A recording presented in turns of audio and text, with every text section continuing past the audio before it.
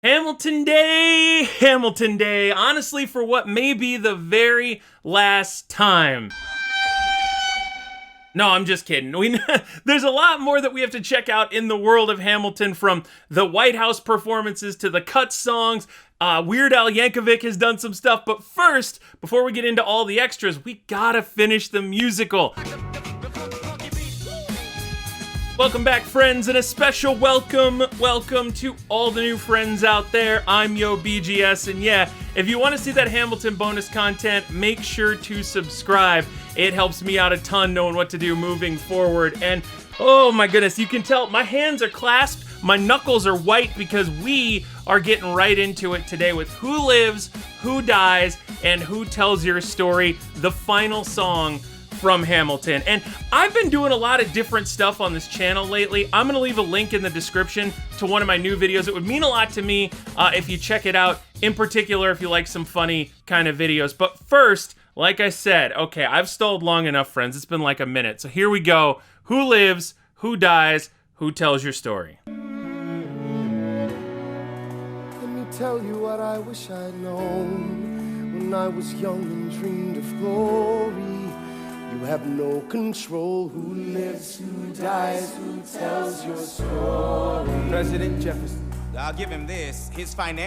This is already, okay. So I'm still picking myself up off the ground from The World Was Wide Enough. I just kind of assumed this was gonna be like Burr singing us out. And then, you know, everyone would come out, take their bows, and that would be the end of it. But apparently there's going to be a little more to it than that. So I'm actually grabbing my remote. I'm turning things up here.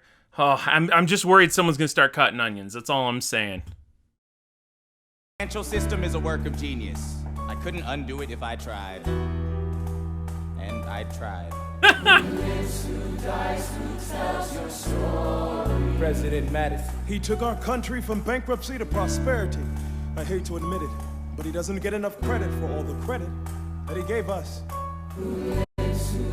Oh my god, it's the thing that you get with like painters, it's the thing you get with composers, it's the thing you get with people who are masters in their particular fields, where they reach some level of success and some level of notoriety throughout their life, but then again, like they say, when it's the ones who are telling your story at the end, you find out that, yeah, they were on a completely different level. And get to hear two of his greatest enemies in politics be the first two out to be like, yeah, he was a lot better than we gave him credit for, is wild. But is like life too many times. Founding father's story gets told. Every other founding father gets to grow old. When you're gone, who remembers your name? Who keeps your flame? Who tells your story? Who tells your story?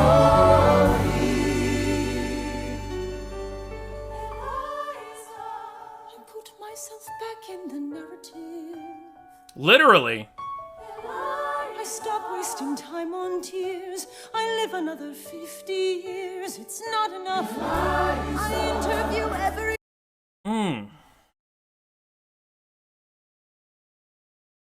I'm taking pause here because this sort of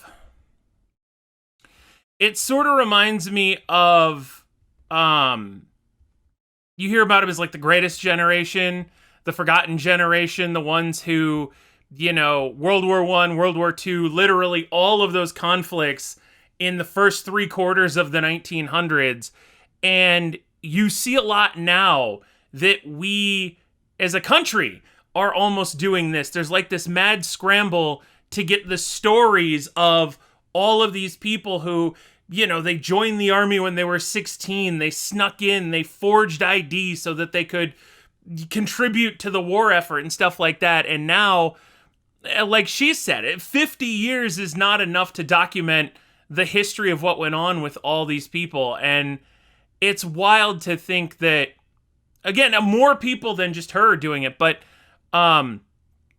if you've ever like lost a loved one, you know what she's going through now. I said I lost my mom when I was late in my teens, and yeah, I mean, you try and find everyone you can, like every memory you can, get everything down on paper so that you have it.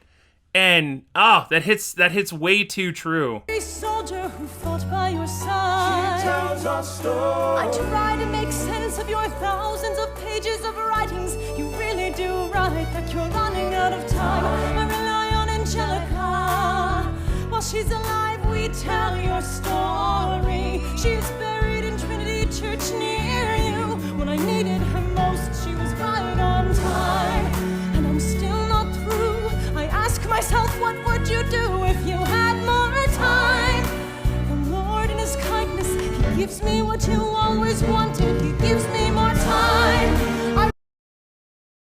But does he? I mean, like she said, 50 years was still not enough time. And I'm going to go back, I know, because I cut off the middle of her verse. But how can you not hear this and just have a flood of like 10 million things that you want to say, you know? And honestly, I think everybody ends up here. I think people that live to 108 still want more time. That people, right, no matter what your scenario is, you wish you had more time. And it's weird because even within your own life, you wish you had more time for different things. Man, being an adult, you know, being out in the world, I almost wish I had more time in college, right? I wish I had more time in high school back in the day, like more time to have appreciated it with the eyes that I have now.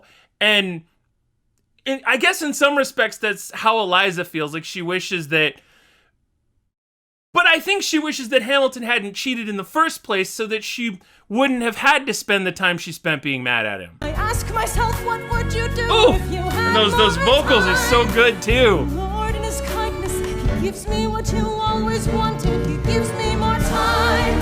I raise funds in D.C. for the Washington Monument. Tells my story. I speak out against slavery. You could have done so much more if you only had time. And when my time is up, have I done enough? Will they tell your story? Oh, can I show you what I'm proudest of? I'm pausing for a moment because I'm curious, and I want to enjoy the suspense of what she is most proudest of. Because it wouldn't be, I don't think it's going to be a monument to him as much as something that is going to be a monument to like his work. I don't know. I had something, I felt like I had something prophetic there, but it was like one of those squigglies in your eyes. Like as soon as I tried to look at it, it just flittered off and I lost it. Oh, damn. Private orphanage in New York City. I helped to raise hundreds of children. Better than I even thought it could See be. them growing up. In their eyes I see you, Alexander. I see you every time. And when my time is up, have I done enough? Will they tell my story? Oh, I can't wait to see you again. Man, and then and then it gets you as a member of the audience. It gets you because you think about what we're doing, right? You think about what your individual goals are. You think about what your individual projects are. Big or small. Because I even know some people out there, you know, I've known people that have Etsy shops and stuff. And they just want to make, you know, the dozen or so people that order stuff from them happy. And everybody, I think when you get to that point where you find the thing that you love doing in life, everybody just wants to be able to do that, wants to be able to help people in whatever way they can. Like, because again, when I'm not here, and I do want to be a full-time YouTuber someday. I know that's a dream that's a long way off, but I work in radio in my main time, and you know, you meet people every now and then that say you help them every day with the news, you know, making them happy, making their lives a little bit better. And it's the kind of thing that you wish you could do for 500 years. And, you know, like, I wonder if that's enough for me. Because obviously I want you know, I want a lot for like my channel and for YouTube, and to be able to reach and help a much bigger group of people than the, you know, 100,000 or so that are here. And I don't know, it really does get you. And I can't be the only one who, not a dry eye in the house, right? When Philippa Sue is just bringing it down right now. It's only a matter of time. I had my little fidgety, you're stronger than you think pin here.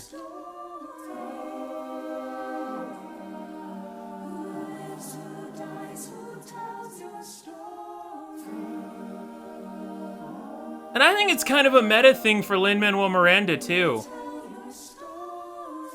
You know? This part, anyway.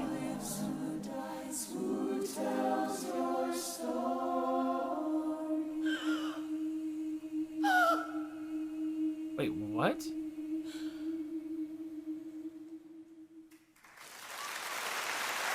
And it ended with her gasping. What?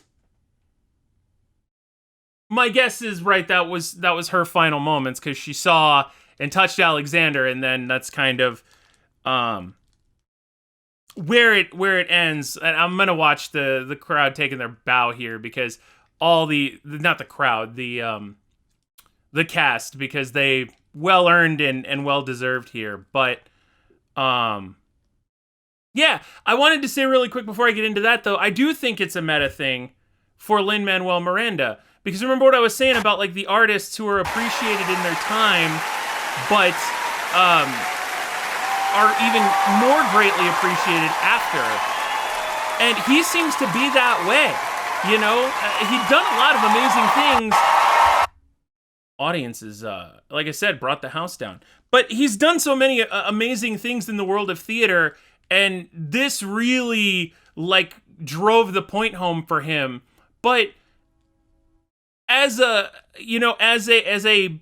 playwright, as a constructor, I guess you'd say, he probably does write like he's running out of time. Yeah, so many ideas and stories that he wants to tell, and I see those parallels, and it's hard to ignore them. I don't know, maybe I'm connecting dots that aren't supposed to be there, but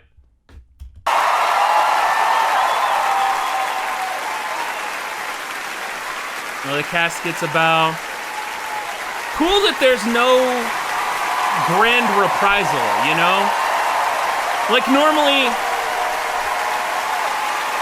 normally they've got a really big, I know I cut off the applause here, but normally they'll play like a reprise of like Alexander Hamilton, and all the cast would get to take their bows. But it looks like just kind of everybody. What is the order? Let me see the order here. We got all the way over here Madison, then we've got Hercules, the main crew here. Interesting that they're the only ones not, no, I guess Angelica's not in white. But where, okay, there he is. I was like, where is, I keep wanting to call him Miranda, but I know that's not his name. The younger Hamilton, excuse me, I'm terrible at this moment in time. Next to the Bullet, who is separating apparently those two. Interesting in and of itself. Now that's connecting dots that aren't supposed to be there, right? If you really wanted to, you could completely go mad with that. And Washington, the last to leave the stage. We're going to go back to 420, not just for the memes, my friends, don't worry. Not for the memes, but we are going back to 420 as a moment of significance, because this is the end of the song Alexander Hamilton, and I do want to just kind of see how it ends, because if you remember back to when we first started this journey, which is crazy, because it doesn't feel like it's been a couple months of Hamilton at this point, but it has been. When we first started it, I only listened to this song. I didn't get to see how this played out. So this is going to be like a first for me. I think it'll be a lot of fun. I'm hoping you stick around for it. And then I'm going to give you my thoughts kind of on everything here at the end. Well, they know we love the game, the world will never be the same. Oh, ship is in the harbor now. Also interesting that the line we picked up on was, "Will they know?" Because we just came from the end of the production where they're asking the same thing. You know, who's gonna tell your story moving on? And man, Burr seems he's got so much more grit to him this early on. Another immigrant coming up from the back. He's destroyed his rep. America forgot him. We fought with him. I get it now. We fought for him because, or no, they say we fought with him. Meaning, Act 1, they fought alongside him. Act 2, they fought against him. Me, I died for him. Weiss. Me, I trusted him. Fair trust, though, right? Trust put in the right place, you would think. And I loved him. all three of them loved him? I mean, obviously his family, I would think. And me, I'm the damn fool that shot him. Yeah, you are. I should name it Alexander Hamilton. Aw, and see, I got a lot of flack at the beginning of this because I said, you know, at the very beginning, he would step on stage and he would do the fist, the old clench there like this. That's close. That's close. I was in the neighborhood. My goodness. Audience blowing the levels out. 1776. If I sit here, I'm going to watch the whole damn thing again. I just realized that. But I was listening because this melody... Pardon me. That melody came up so many times throughout the musical. Even there at the end, in The World Was Wide Enough, it felt like, hang on, I'm going, look, it's my video. I can do whatever the hell I want, right? Right? That's the bad part. That's not the part we want to see. That's the sad part. Although this is the sad part too.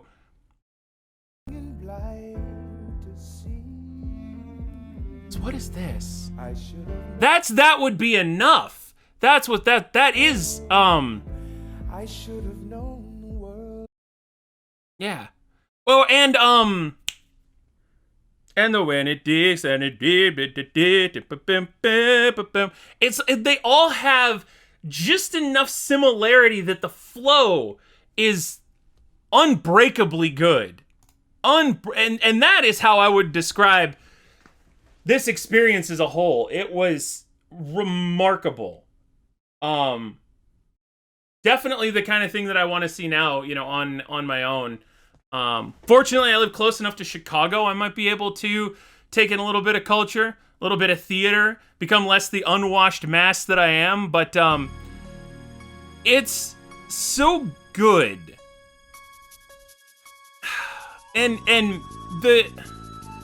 the reasoning behind it is meant to be more than just those words, right? Like, it does what I think a lot of good theater can do, where you start to see bits of yourself in everybody, and it gives you like a different set of eyes to sort of look at your own circumstances. You know, you walk out of the theater with more than just like a happy little song up the aisle, and it was done so impressively in Hamilton, so much better than I've seen it done in anything else, that I just, like, I'm a sucker for it. I'm a fan.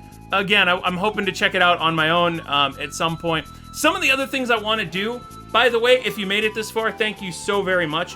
I do want to check out the cut songs. I do want to check out Weird Al. Hamilton in 7 minutes, I think, is the thing I wanted to look at. And I want to try and put together like a tier list of all the songs in Hamilton. I think that could be a lot of fun. So if you like these videos, please make sure to subscribe, leave a comment down below, and again, consider checking out some of my other stuff. I would appreciate it more than you know. Take care, friends, and I will see you in the next Hamilton Day.